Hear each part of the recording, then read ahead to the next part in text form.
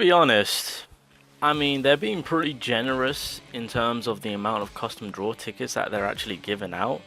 That to those that have been saving, because realistically, we've been saving since what, the last update? Because obviously on the roadmap, as you guys are aware, it does say new weapon, although they forgot to mention that the new weapons were for free, which isn't a bad thing, because then of course when it comes to custom draw tickets, technically speaking, if you've been saving, then right now you should have a lot already.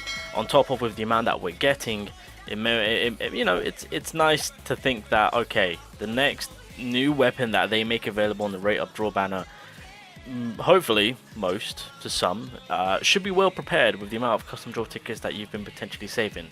Unless you've been spending a little bit here and there. I mean, I don't blame you. I have, you know, I'm just putting that out there. Now, Alpha has informed us that the next brand new weapon that is going to be available in the rate up banner is going to be releasing in September, and it is going to be a dark weapon. More importantly, it's going to be a dark spear weapon, hence why this GIF. So it makes sense. So it was a weapon when we initially saw this beforehand, of course. Now, obviously, the specific typing of it being dark type, that has got a lot of people questioning it, because if you've been hiding under a rock, or if you don't really know what's going on with sort of leveling your rise, maybe you're a new player or whatnot, but dark weapons are low-key kind of taking charge, and they have been since the very release of this game. Now, not to say that they shouldn't release another dark weapon, I mean, I'll take it, but like, maybe release typing weapons for weapons that we kind of need right now, or for typings that we need right now. Cough cough, light, cough cough. But a dark type spear is in the works, and of course, more than likely, this is going to be a really, well, seeing how dark weapons are within the game, I'm expecting this to be broken. And more importantly, since Baron is going to be weak to dark, I'm expecting this spear to absolutely obliterate that freaking boss of a fight. So universally, the plum sword is kind of like the weapon, like the number one. And again, most will class it as number one, and it's rightfully so, because it pairs up and works with practically anything, right? One of the best weapons to have. Even if dark has some sort of disadvantage, people are still utilizing it in terms of obviously with the additional crit stat that this weapon can apply, and just the output damage of it all just kind of really does elevate the weapon that it's kind of paired up with, right? It just kind of helps it into that area of things, and so making it even when the game initially released, one of the weapons to be sought after. Now, the scythe, obviously this is a free-to-play weapon. By doing the challenges, you were able to obtain, I think, 2 copies of it for free.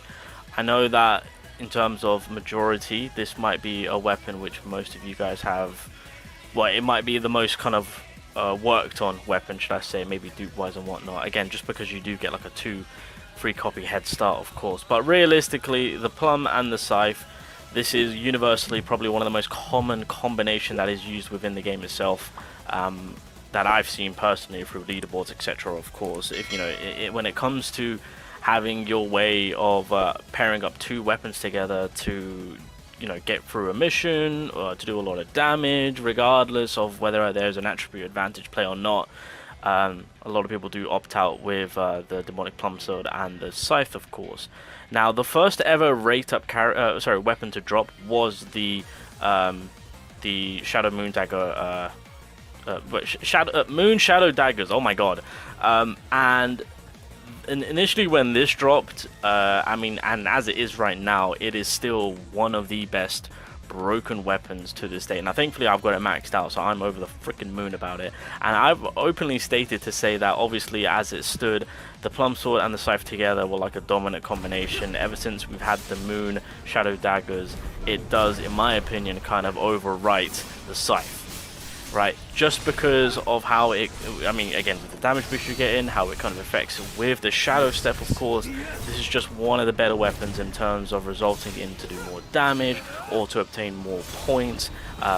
Yeah, so ultimately, right now, when it comes to weapons in general, I'm surprised that Dark is getting catered to it so soon, ever since we had this Moon Shadow Dagger weapon being applied into the game itself, when realistically Dark with the katana and the scythe itself were just were holding it down.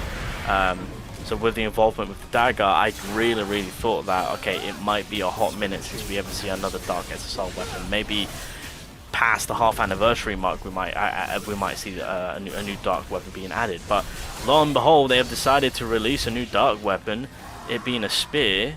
Not next update, but in September, right? Bit of a weird one, but at the end of the day, as much as I'm just like, they could have done something alternatively more helpful, I'll take it. Seeing how each of these dark weapons are, the damage output they can produce, and just overall how solid they are in whatever scenario, whatever situation you are put in, being like the best of the best what the game has to offer, I am looking forward to seeing what this dark spear can do, especially now seeing the support that it's going to be getting in terms of the other dark weapons that we have, right?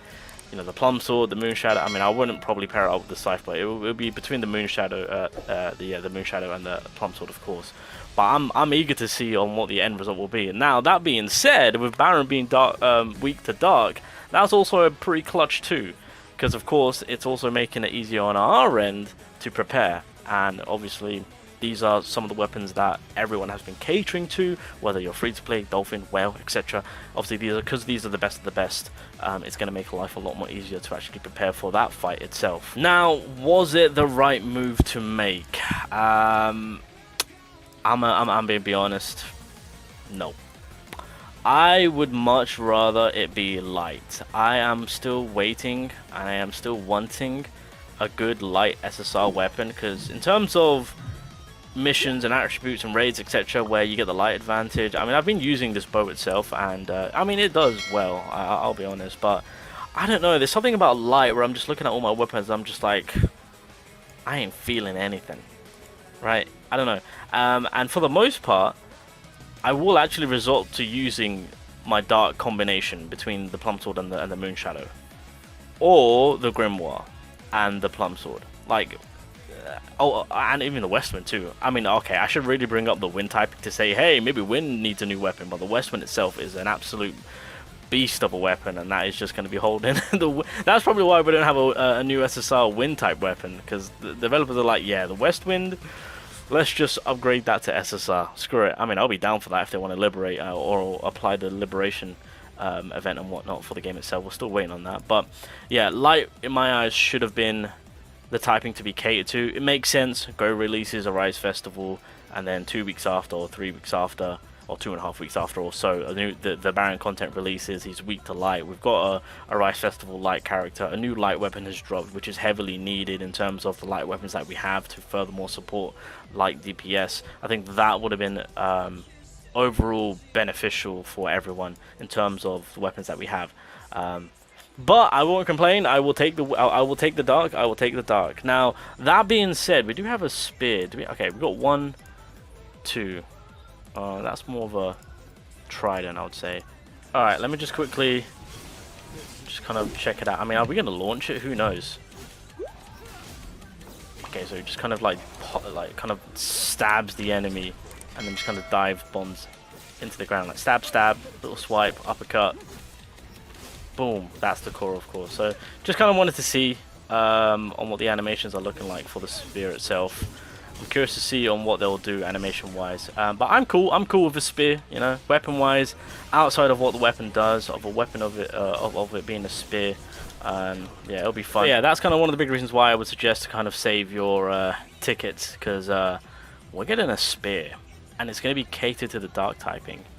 And with the amount of summons that we can rack up, because it's going to be a lot, like 100+ stock, we've got more coming for us, right?